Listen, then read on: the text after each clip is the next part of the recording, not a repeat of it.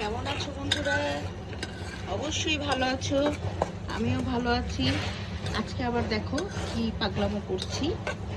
ঠিক পাগলামো না, অনেকগুলো কাঁচামরিচ কেটে ডিপে রেখে দিয়েছিলাম। এখন দেখছি ওগুলো কেমন পানসে পানসে কালার হয়ে গেছে। আমি তরকারিতে দিতে চাচ্ছি না, তাই কাঁচামরিচগুলো দিয়ে কি করব, এত দাম এখন কাঁচামরিচের, রেখে ফেলে দিব? 250 গ্রামের মতো কাঁচামরিচ, আরও বেশি হবে। তো আমি হঠাৎ করে বুদ্ধি করলাম যে না, এটা দিয়ে একটা আচার বানিয়ে রেখে দিই। হ্যাঁ, আমরা তো বাজার থেকে কিনেই খাই আচার।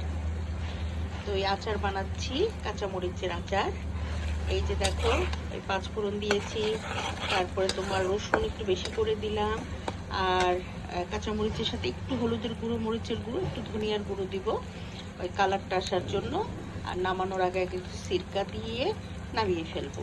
আর একটু তেল অ্যাড করবো, ওটা একদম কাঁচা তেলটা দিব, কারণ কাঁচা তেল দিলে সরিষার তেলের একটা গন্ধ হবে, গন্ধ থাকবে আর কি। রান্না করতে করতে অনেক সময় ফ্লেভারটা নষ্ট হয়ে যায়, তাই কাঁচা তেলটা দিলে পরে আচারের গন্ধটা সুন্দর হয়। তো এই যে দেখো আমি করছি, তোমরাও করবে, এরকম নষ্ট করবে না জিনিস, কারণ এখন অনেক দাম কাঁচামরিচের। দাম, এগুলোকে ফেলে দিব না, ফেলে দিব না।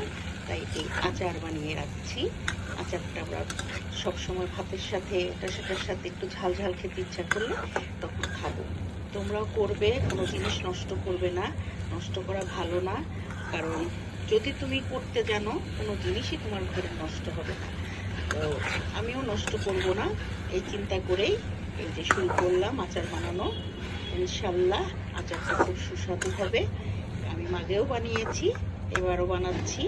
আমার বাসার সবাই খুব পছন্দ করবে ইনশাল্লাহ, দোয়া করি। তোমরাও ভালো থাকো, আমিও ভালো থাকবো। এরকম করে রান্না করবে, আর মজার মজার রেসিপি বানাবে আর খাবে, দেখবে জীবনটা অনেক ভালো লাগবে, লাইফটা এনজয় করবে। ওকে, ধন্যবাদ।